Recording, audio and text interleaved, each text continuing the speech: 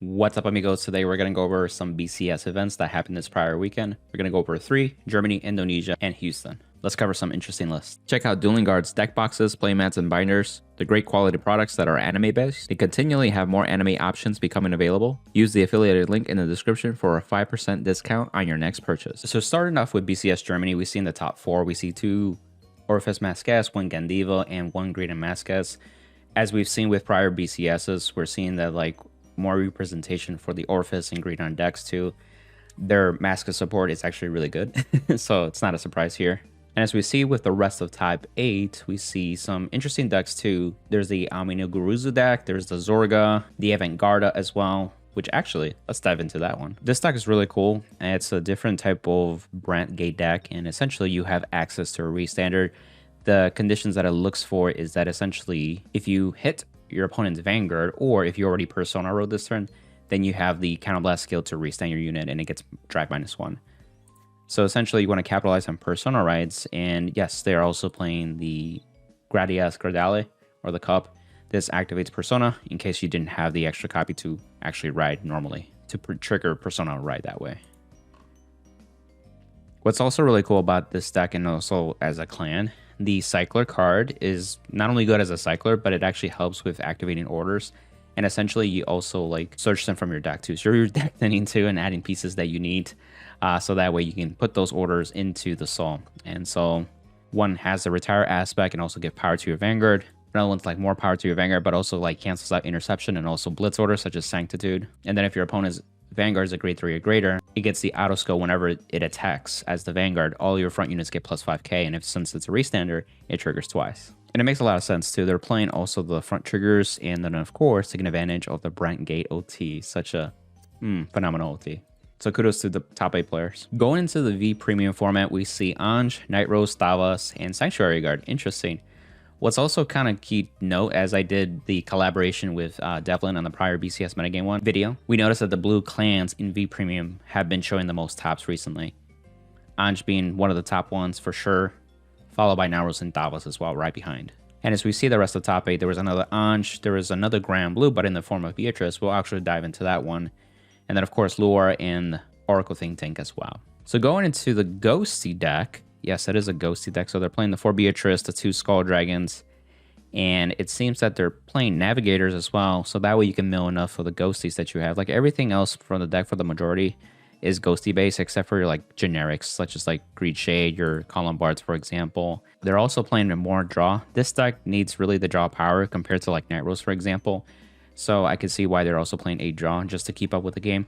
But essentially, with Beatrice's skill, you'll keep calling units from grade less of the prior one, essentially. So ideally you want to start with Skull Dragon, goes to Jesse, goes to Damien, and both Jesse and Damien will also countercharge, so that way you'll actually be able to manipulate the same counterblast for 2 attacks at least. And then you can end on a grade 0, whether it be your starting Vanguard or even Chappie the Ghosty, for example, to hit hard. It also takes advantage of the Ghosty heals because they also give more power as the intercept shield. But you could also call this as an attacker too. And then when your opponent attacks later on, you can intercept with this because Beatrice also gives the intercept ability to your rear guards too. So it's a pretty neat deck, and it's good to see that it actually made it to top 8 as well. Now in some premium, we see double Katrina, 1 Chaos and 1 Arakami. And with the rest of the distribution, we see 3 Night Roses, okay, with an extra Narakami as well. So this is interesting. I want to slow down a little bit. So we've seen recent BCSs where Katrina tops and actually have won first as well. So this is pretty I think we're starting to see a trend at this point too.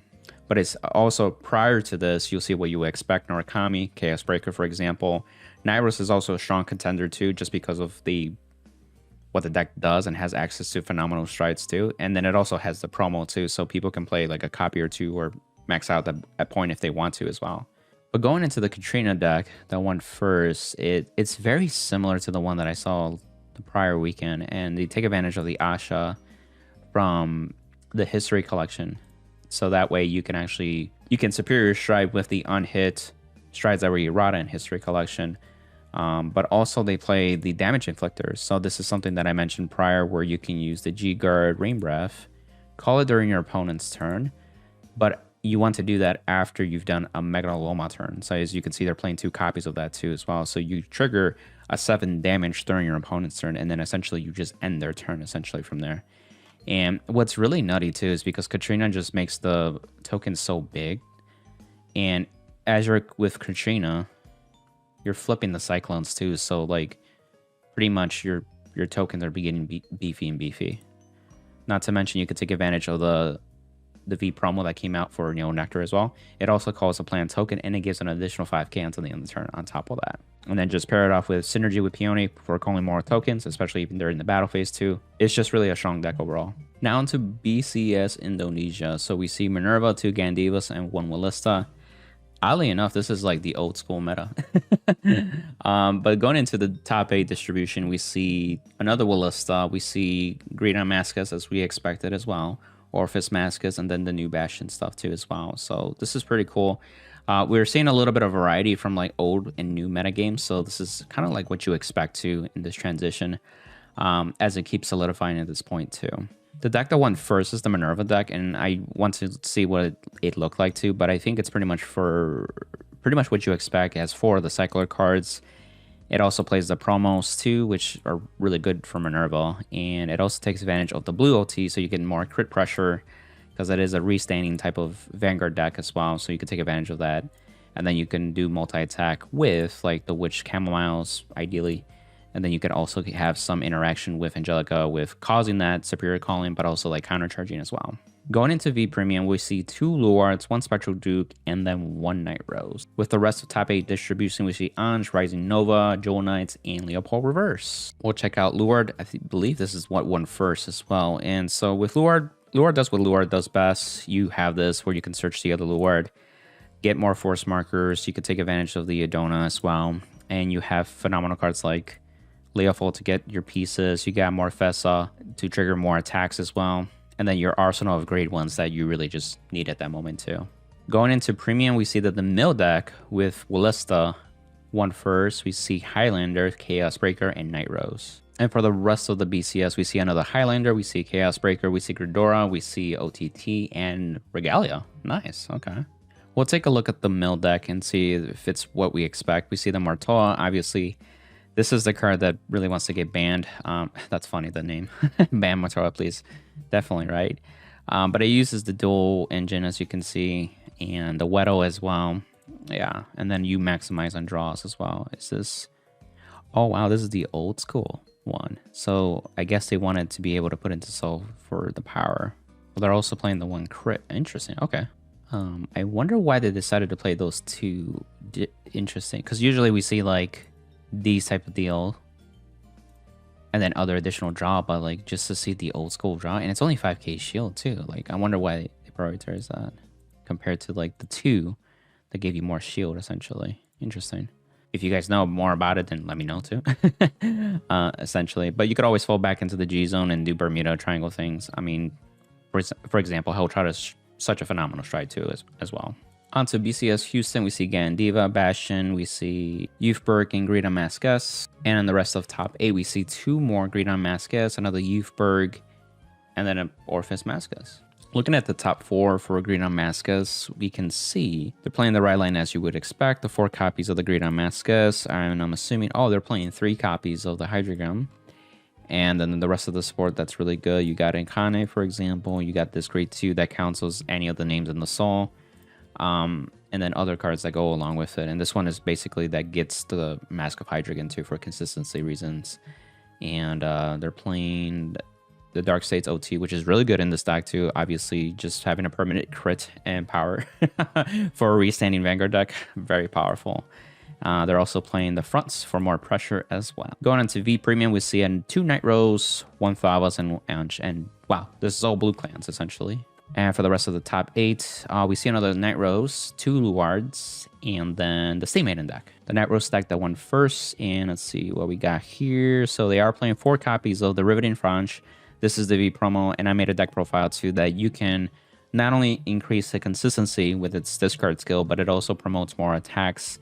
And you can get to like pretty much 7 attacks pretty consistently with double riveting. And also, it lets you do it with 1 Skull Dragon needed at that point too. So Some players, including myself, have reduced Skull Dragon to 2 copies as well.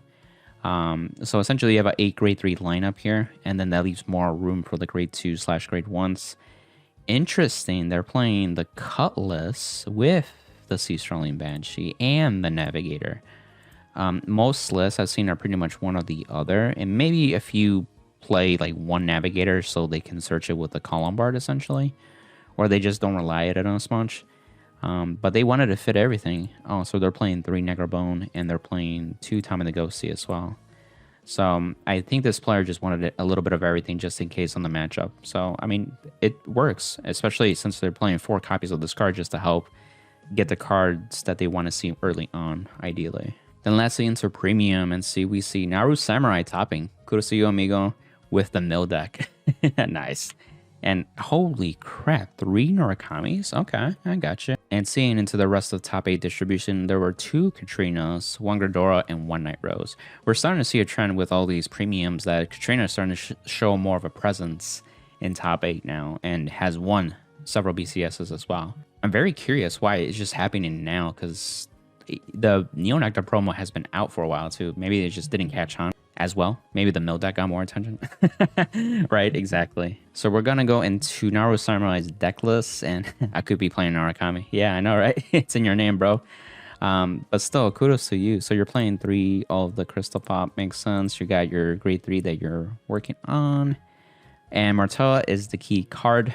You don't need the dual engine in this deck. It focuses on different things.